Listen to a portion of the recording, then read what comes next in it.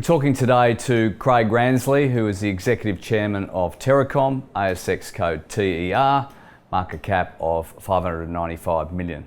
Now Craig, welcome back to Australia, been overseas for some time. Thanks, Tim. The share price hit a 52-week high in what has been a volatile and poor market. We think there's kind of three factors there, one being obviously the thermal coal price, one being the other one being the stability of the operations, and then we're looking at obviously your debt repayment. Do you agree that's been the real key drivers of the share price? Look, I think I agree.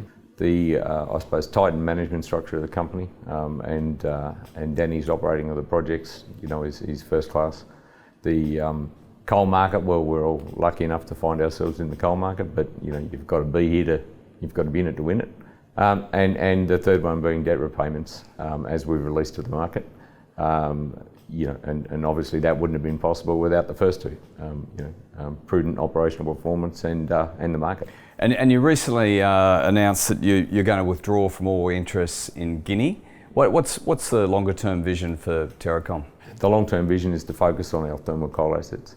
But in saying that, we're currently in the middle of a strategic review on what that focus will be inside the business, and obviously when the board's finished deliberating on that, we'll announce it to the market. What are your customers saying in regards to the current global coal market? What's their view out there? Look, our customers are saying that it's not going to change anytime soon by the amount of coal they're locking up and buying. So, and I think that optimism is shared by most of the people in our business at the moment and our sector.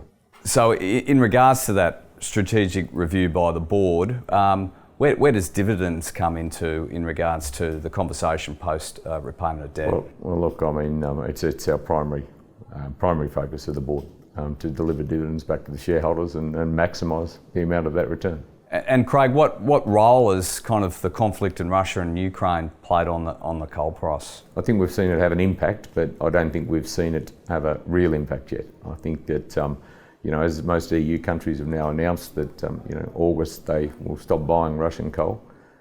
So when that happens, it's going to put even more stress on the market, which everyone's predicting prices will go even higher than what they are now. And Craig, you've had an incredible 12 months in terms of the business.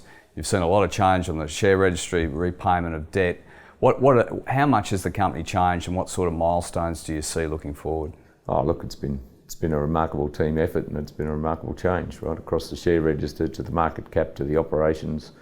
I think, but the one factor that sort of no one's considered yet is that we haven't realised our first full quarter of the new pricing regime, right, which the market is only going to see at the end of the June quarter. We had a lot of old contracts to wind off last quarter, and we still did an EBIT in excess of 100 million. So the true operational performance will be delivered this quarter, and that'll be substantially more than the last.